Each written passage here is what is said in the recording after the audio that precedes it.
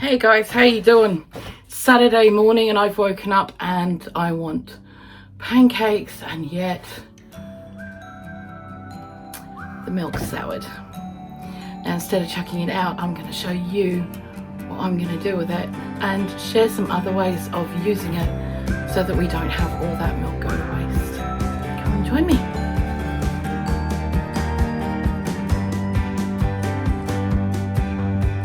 So there's nothing worse than waking up and going to have brew and adding the milk and your milk goes lumpy. It's not fun. It's not fun. We all get upset about it.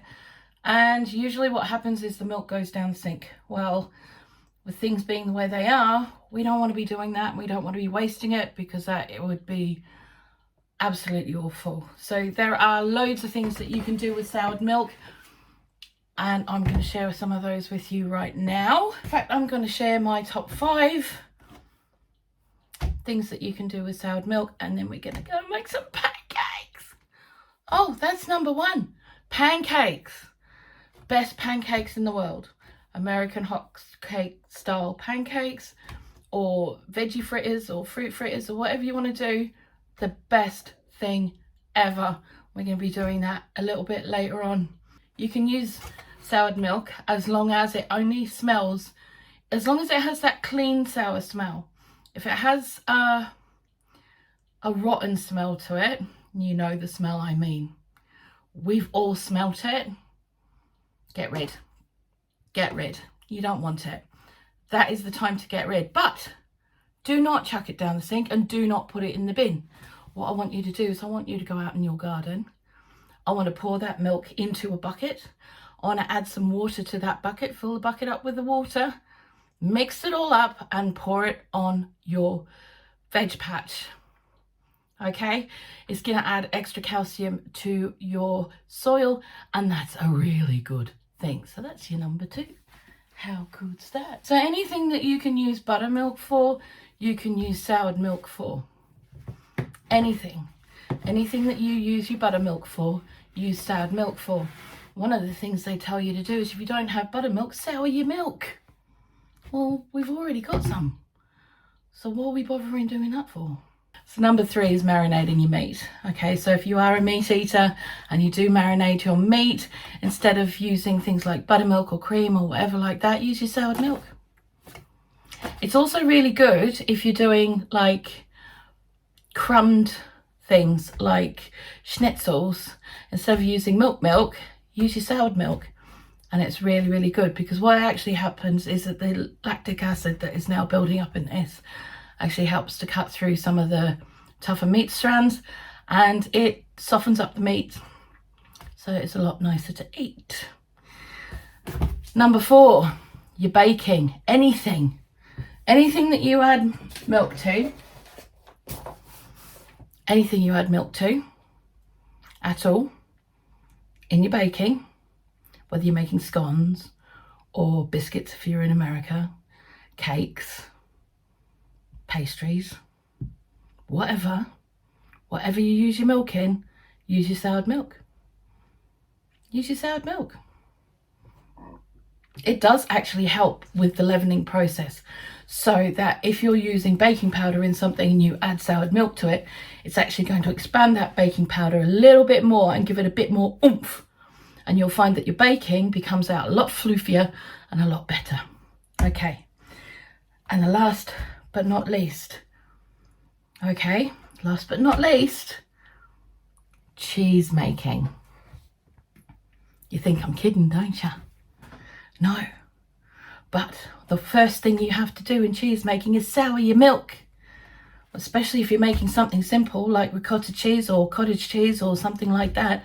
First thing you do is add lemon juice to it. Well, you don't have to. You could add a little bit, maybe a teaspoon, but certainly not 5 tablespoons or 3 lemons worth or whatever the recipe calls for, because your milk's already soured. Half the job's already done. And that's exactly what I would be doing if I wasn't making pancakes. But I really, really, really want pancakes this morning. Can you tell? I need to have pancakes.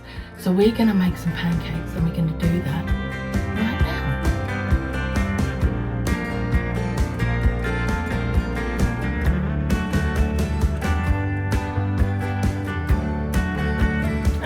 So first off, we're going to use half a kilo of self-raising flour. That should do it, or half a packet. Saturday morning, I don't really want to do weighing of things, and they'll get used, you know they'll get used. And then we're going to add some of our soured milk.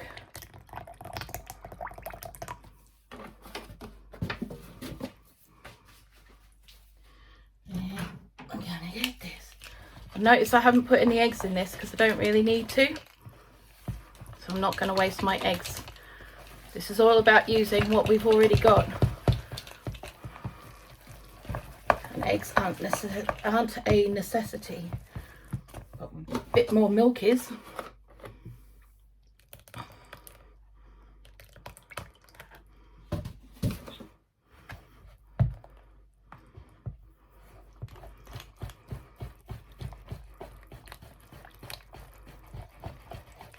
Now, if you have found that your milk's gone sour and you're pretty on top of things, I would use your milk within 48 hours. I wouldn't leave it much longer than that at all.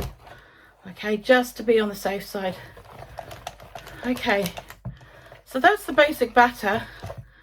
And if I wanted to have basic pancakes, I would then cook those off on a medium heat on a pan. On a low to medium heat, because you want them to cook through, on a pan with butter. But I'm not going to be doing that today. I'm going to be adding some yummy, yummy, yummy things. So what I'm going to be adding into mine is 1 courgette that I'm going to grate up, some mint and coriander. Now, if you don't have fresh herbs, that's fine. Use dry if you've got them. And if you don't have them, don't use them. Simple. Now, I'm going to take the top off first.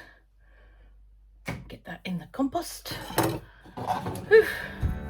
And we're going to get this grated off.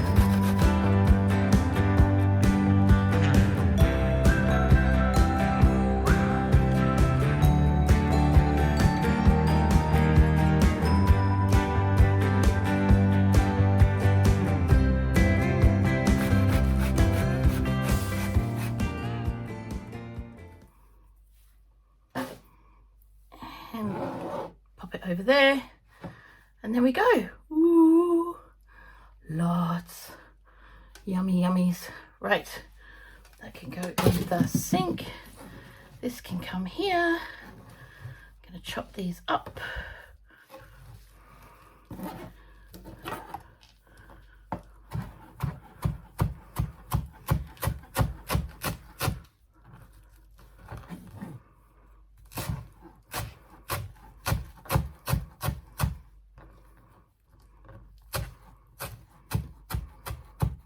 I'm just rough chopping these. There's no need to be too cautious about it. When it comes to chopping the mint, get the stalks out. They are woody and not very nice.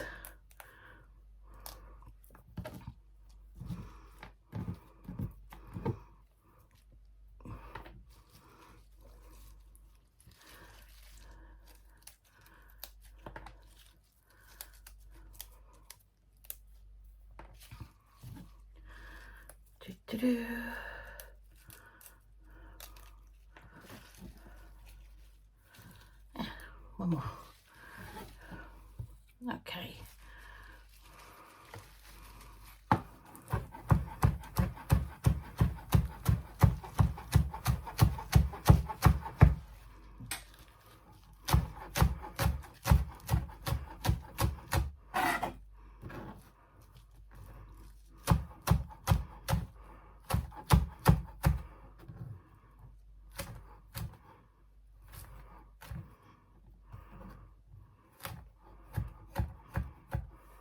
Okay, there we go, all done.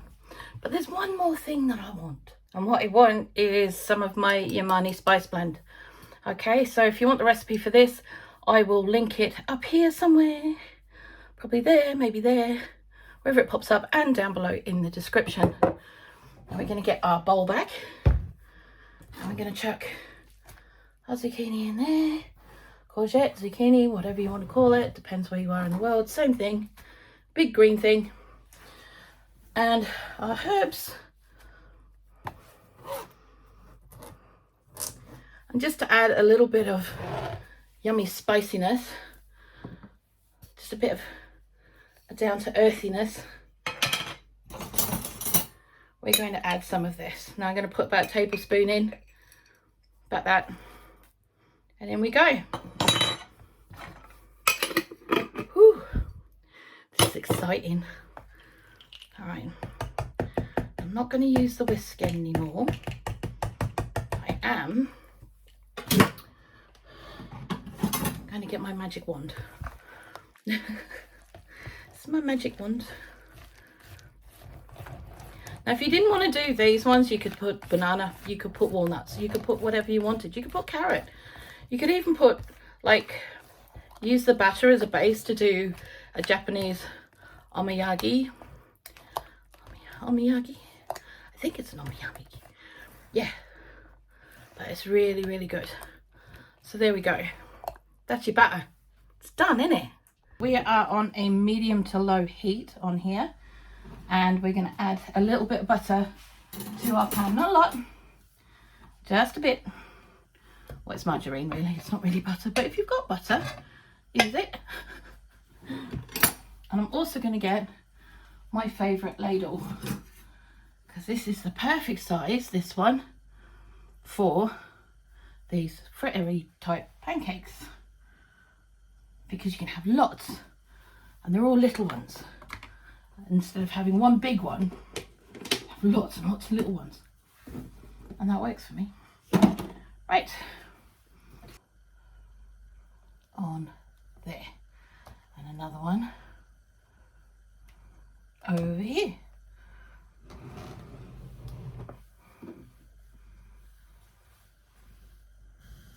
I'm going to let them cook.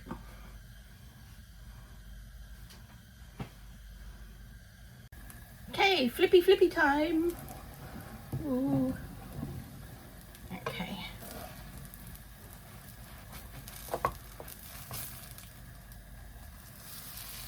Ooh, look at that.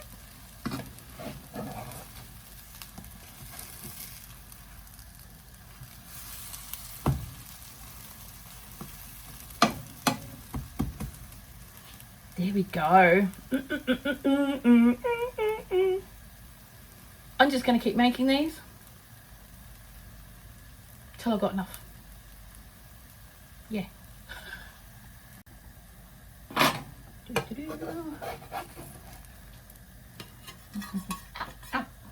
Warm.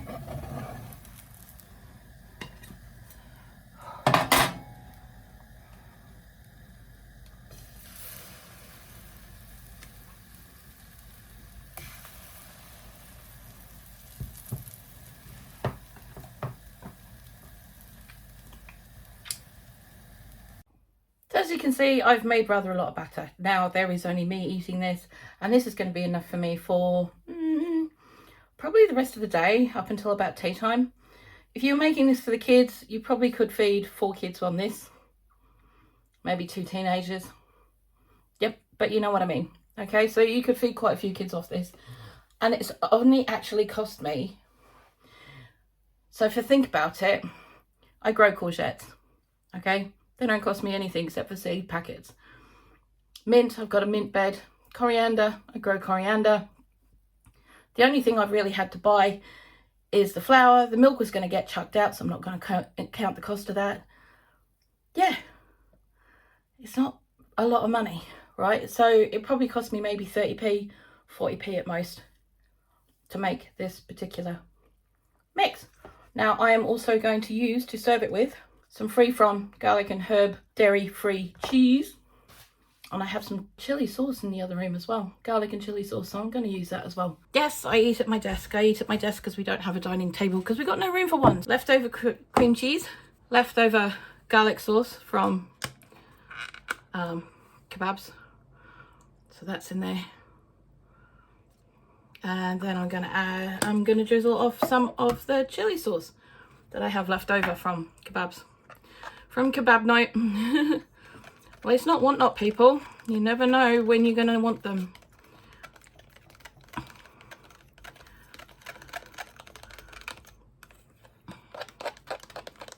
Okay. So I'm going to drizzle that down the middle. Oh, look. It's only me eating it. We're not doing like Michelin star dining here. This is breakfast. We don't want fuss. No fuss at breakfast. Right. So I'm going to have that like that. Now you could also have this with like ketchup, because kids ketchup kind of synonymous, goes hand in hand. Barbecue sauce, a bit of brown sauce, whatever you wanted really. Oh my god, that is really good. Holy bejesus. And a little bit of the chili sauce. Yum.